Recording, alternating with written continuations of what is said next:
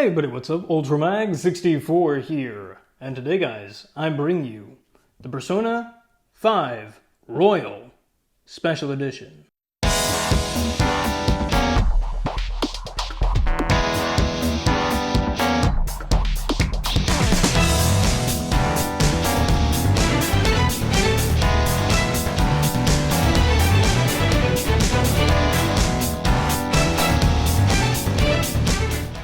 Alrighty guys, now that we're down in the thick of it, let's go ahead and unbox this bad boy. Now, first off, one thing I do want to mention is the box. Now, normally I don't talk about the boxes that things come in, because usually they don't have a whole lot of flair to them. However, this is Persona, a series that is all about visual flair. And this is no exception for the box that their collector's edition comes in. Right from the minute you pull off the little protective sleeve, you'll see the entire cast of Persona 5 rendered in this beautiful, beautiful red background with splintered-looking glass motifs all around it.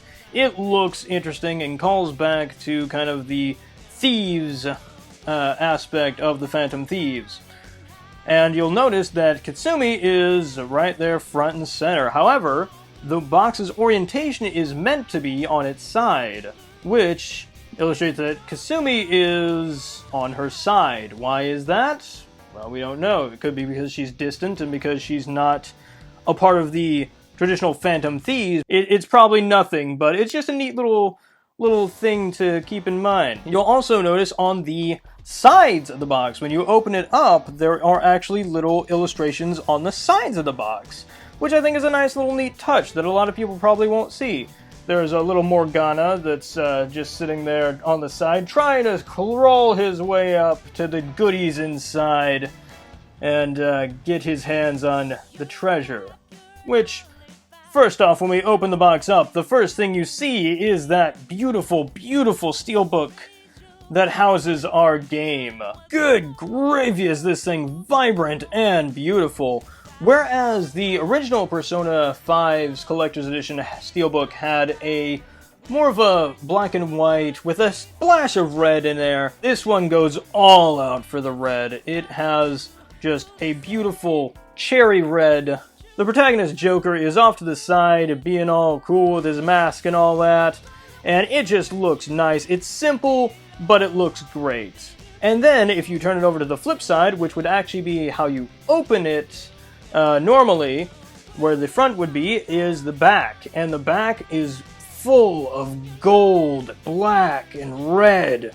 And oh my goodness, does this thing look fantastic. It looks like something you'd see in a museum. Probably not. But still, it looks really snazzy. It personifies the royal aspect because it is just full of gold and class and shimmer and shine, and it really makes you just, I really can't wait to pop this thing open. Once you do pop it open, you're greeted with the game itself, obviously, along with your PlayStation 4 system theme centered around the game, which we'll showcase in a bit.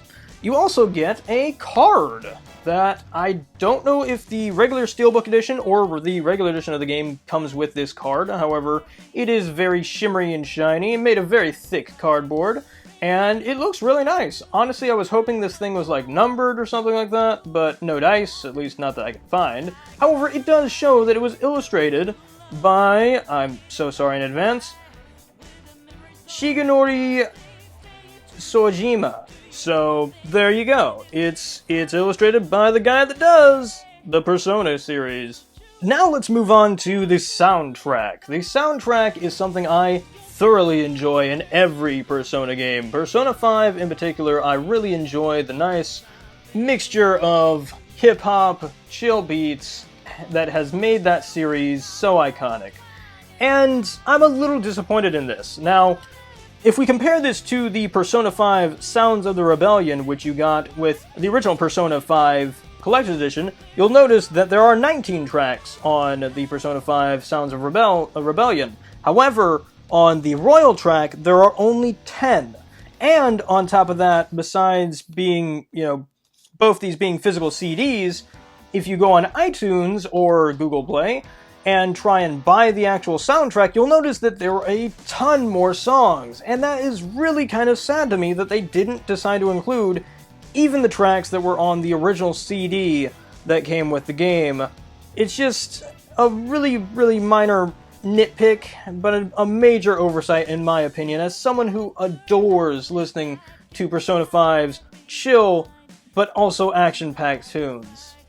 Now we move on to the art book.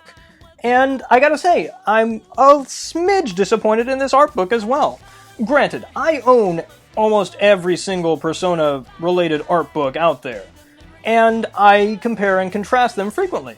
This is very similar to the Persona art book we got in the original Persona 5 Collectors. However, in my opinion, it's even less than what we got there, because there aren't nearly as many concepts and stuff that we had as the original. Granted, we still get a nice, good look at all the other character designs and the process sketches, portraits and stuff, but it's not nearly as much as I was hoping we'd get. This gives us a nice peek behind the curtain, if you will, on the process behind creating those iconic characters in Persona 5. I just wish we could have had a deeper dive. So let's move on to the piece de resistance, the main attraction, the reason you get this collector's edition. The mask itself. The mask actually comes in parts when you get it, and I'm kind of surprised that this was a bit of an oversight on Atlus's end. There are no instructions on how to put this thing together. It's kind of trial and error. I wasn't really sure how exactly this thing was supposed to go. I had an inkling, but I wasn't quite sure. So it took a little bit of doing, but I finally got the stand together, which is this gorgeous acrylic stand that comes with a clear piece and then a backing that you set the mask on, and it looks really nice when put all together. The mask itself is nice, heavy plastic. It definitely feels quality. It's not some cheap, like, costume store paper mask or anything like that. It is a legitimate, very nice, hard mask. I almost wish it was ceramic if I didn't know better. But it also comes with these little ribbons that you can actually thread through the mask's holes and wear the mask. Would I recommend this? Well, here. Just take a look for yourself. Alrighty guys, so here is the mask. Yeah, you can wear it. Would I recommend it? No, not at all. This thing does not fit around my head. The strings they have given are not what I would recommend trying to tie this thing to. I imagine you can get longer thread and put it on there and then wear it, but honestly this thing is not the best. It doesn't fit to the face at all. It's just not very good for actual wear. So if a cosplayer, say, wants to use this, is this a good prop? Yes, it is a fantastic, high quality piece. It is very accurate to the in-game model, but it's not the best when it comes to actually trying to wear it. If you're wanting to pick this up just for cosplay's sake, I say maybe look into 3D printing instead. Especially because the way the mask works is it doesn't fit, it doesn't sit well on the face. Like, my nose is very, very exposed. It's just a little bit on the small side for my face. What I would recommend instead, take these things out, set it on your desk, and look at it, because that's pretty much what I believe Atlus made it for. Now we're going to take a look at the PlayStation 4 theme that you get with the Collector's Edition. Is this the same theme that you get with other versions of the game? Possibly, probably, but this is the version that I have, so this is what you're going to get. Now, I'm going to compare and contrast it between the Futaba theme that I have for the PlayStation 4 and see what the differences are between Futaba and Royal. So as you can see, there are a lot of similarities between these two themes. They both share a lot of the same icons. However, the Royal version has a nice gold sheen to them, and you get obviously different music and different visuals.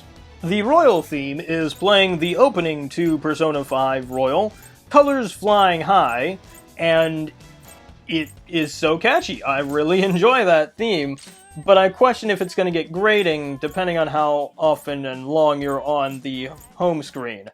And there you have it. That is the entire Persona 5 Royal Collector's Edition. Retailing at about $100, I'd say it is really worth it, especially if you're a Persona superfan like myself.